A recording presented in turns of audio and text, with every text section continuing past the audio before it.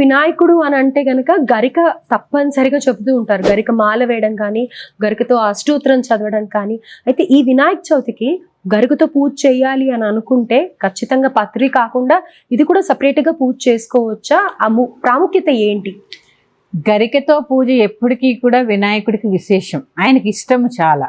ఎందుకు ఇష్టము అంటే ఒక చిన్న కథ ఉంది దీనికి.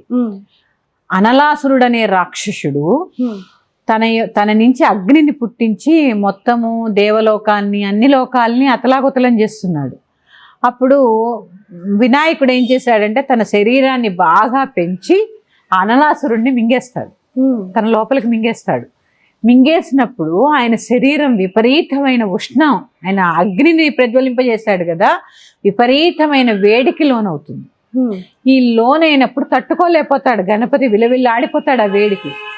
అప్పుడే వచ్చి చంద్రుడిని శిరస్సు మీద ఉంచినా చల్లబడడు. అప్పుడు ఏం చేస్తారంటే 21 గరికతో వేదం చదువుతూ ఆయనకి వేయడం వల్ల ఆ వేడి తగ్గుతుంది అన్నమాట. అప్పటి నుంచి వినాయకుడు శాంతి పొందుతాడు, ఉష్ణం తగ్గి. అప్పటి నుంచి ఎవరైతే గరికతో నాకు తృప్తిగా పూజ చేస్తారో వారిని నేను వెంటనే అనుగ్రహిస్తాను అని చెప్పి వరమిస్తారు వినాయకుడు.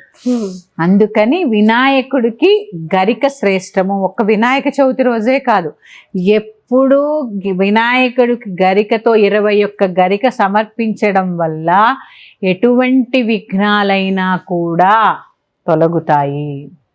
గరిక చాలా విశేషమైనది. వినాయక చవితినే కాదమ్మా, ఎప్పుడైనా మీకు ఈ జీవితంలో ఏదన్నా అడ్డంకులు వస్తున్నాయి అన్నప్పుడు గణపతి ఆలయానికి వెళ్ళి 21 ప్రదక్షిణలు చేసి ఓం గణపతయే నమః, ఓం గం గణపతయే నమః అనే మంత్రం చదువుకుంటూ 21 సార్లు గణపతికి గరిక సమర్పించండి. దీనివల్ల చాలా విఘ్నాలు తొలగిపోతాయి. రైట్.